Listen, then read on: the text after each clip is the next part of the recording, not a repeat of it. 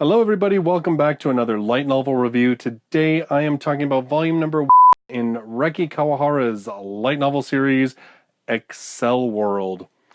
Now, in the beginning of this book, Haruyuki has succumbed to the curse of the armor of catastrophe and become the 6th chrome disaster.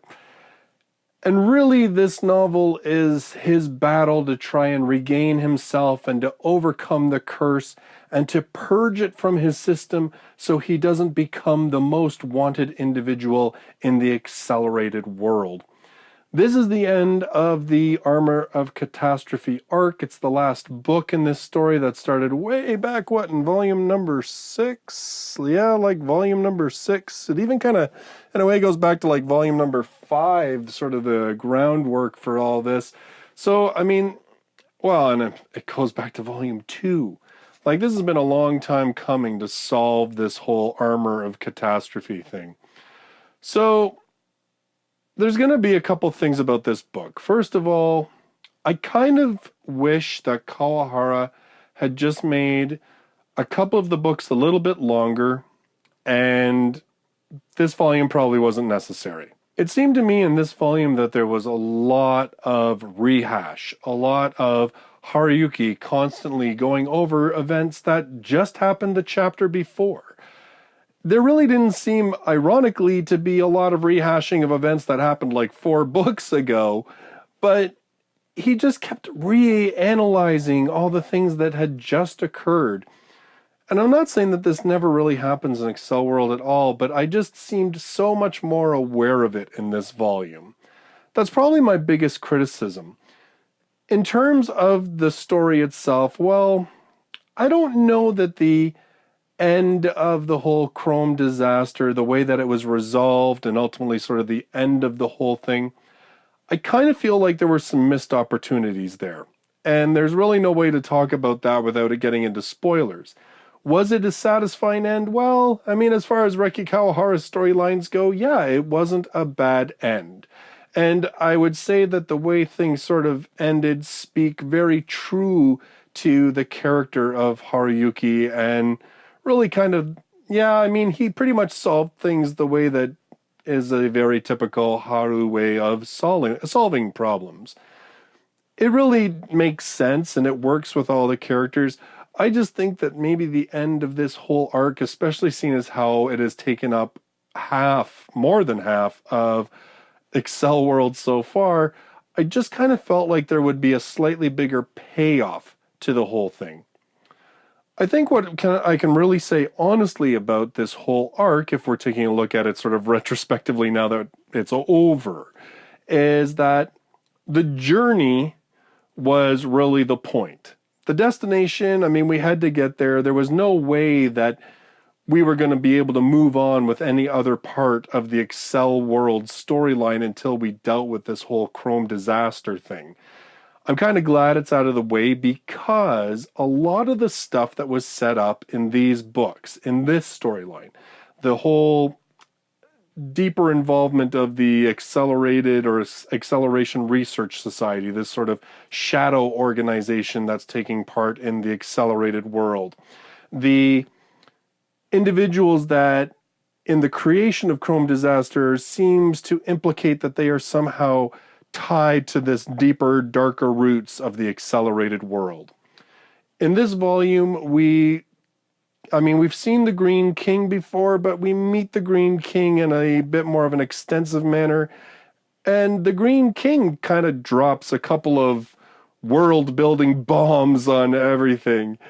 So, really, this storyline, I almost feel like it was completely necessary because we had to solve this problem that Kawahara set up in volume 2 when we pretty much were told that at least some element of the Armor of Catastrophe had somehow infected Haru. So, I mean, that had to be dealt with. It had to be dealt with.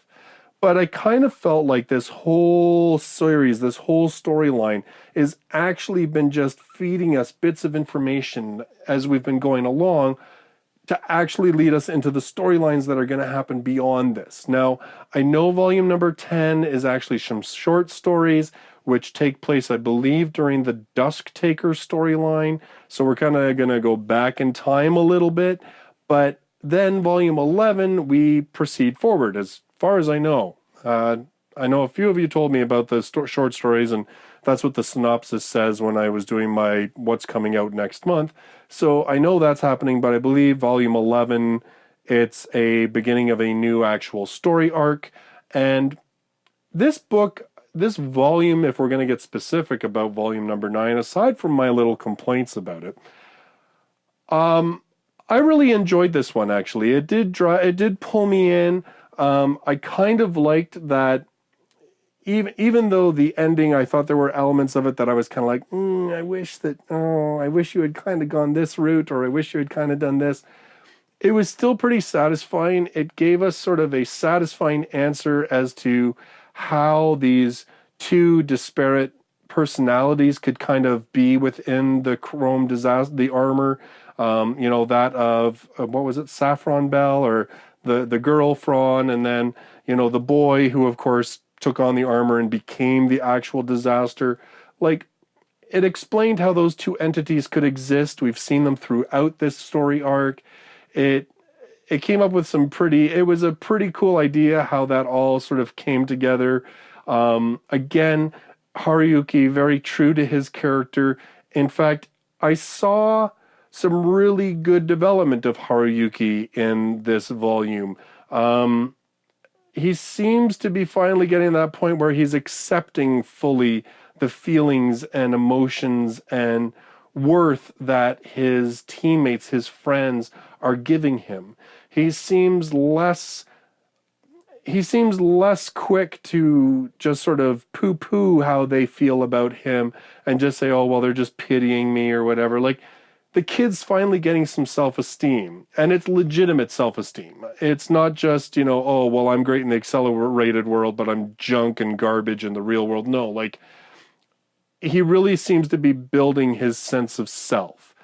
And I've often said that that's one of the reasons that I think I like this series more than a lot of others, is that, particularly Kawahara's like Sword Art, is that we have a main character who is not OP. We have a main character who often is getting his butt kicked and who often only overcomes because of the aid and help of his friends in both an emotional and a physical and power sort of input.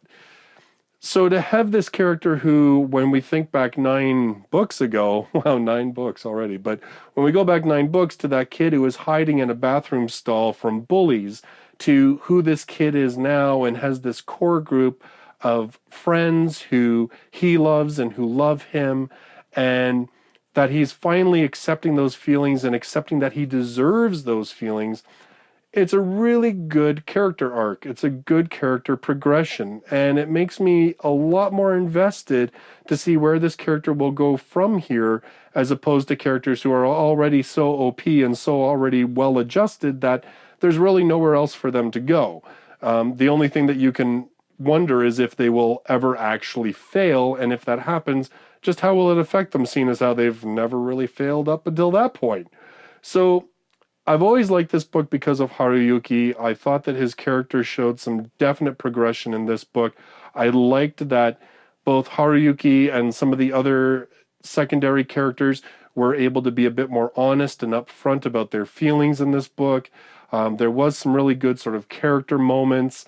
There was some kind of cool moments with Ash Roller, who of course is Haruyuki's friend and sort of like not even a nemesis, but the person that he dueled first, the person he continues to duel with. They've had this really kind of ongoing friendship that's developed throughout the series, and that saw some, good developments in this book. Like, overall, I was really well engaged with the novel. I really was invested in the characters. I continue to be invested in the characters. I was just a little disappointed because it seemed to me that there was quite a little bit of filler in the book, and I thought, if you had just made the last 3 books a little bit longer, you probably didn't have to drag it out into a 9th volume.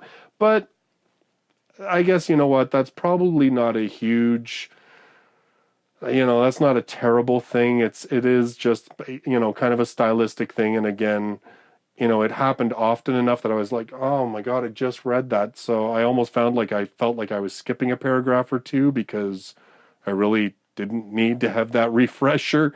So yeah, so volume number 9 of Accel World, the series continues to be fairly stable, I would say. Some series get really better as they go along. Other series definitely decline. Accel World seems to be maintaining. I wouldn't say that this volume is my favorite of them all, but it certainly isn't the worst, and it certainly hasn't made the series in any way I thought worse than what it's been along the way. Like I said, this whole story arc to me really seems to be setting up some pretty amazing things and has me so intrigued about the history of this world. And I'm really hoping that it's not all just teases that we don't get any resolution from. I'm hoping we start to get some answers soon because, yeah, I mean, there was so much stuff. I mean, the accelerated world, we still don't know much about Koriyuki Hime's background, and there's definitely some stuff in this book that makes you all that more interested in what her background is. So, yeah, overall, a really good arc. The journey, definitely really, really good in terms of doing some world building and establishing a number of different storylines that I think we'll be pursuing in the future novels. This volume in particular, a little bit repetitive in parts, but overall, really true to the characters, showed some very good growth and development on the characters. And while the ending was satisfying, I'm still a little bit disappointed because I think there were a couple of really cool twists or cool opportunities that were presented that just kind of fell flat a little bit at the end. So those are my thoughts on volume number 9 of Accel World. My next review is going to be on volume number 1. It's a new series that has just come out from J Novel Club, and that is Invaders of the Rokujoma. That is going to be my next light novel review. Funny enough about this, volumes 1, 2, and 3 were all released at the same time. So if you find yourself picking this one up and you really, really love it, you've got 2 more books that you can get right away, which is kind of cool. So that will be my next review. And don't forget, if you're brand new to this channel, don't forget to subscribe so you can check out all of my future light novel reviews, including Invaders of the Rokujoma and future light novel reviews of Accel World. I really appreciate you all joining me in this video, and I look forward to seeing you in the next one. Till then, bye-bye for now.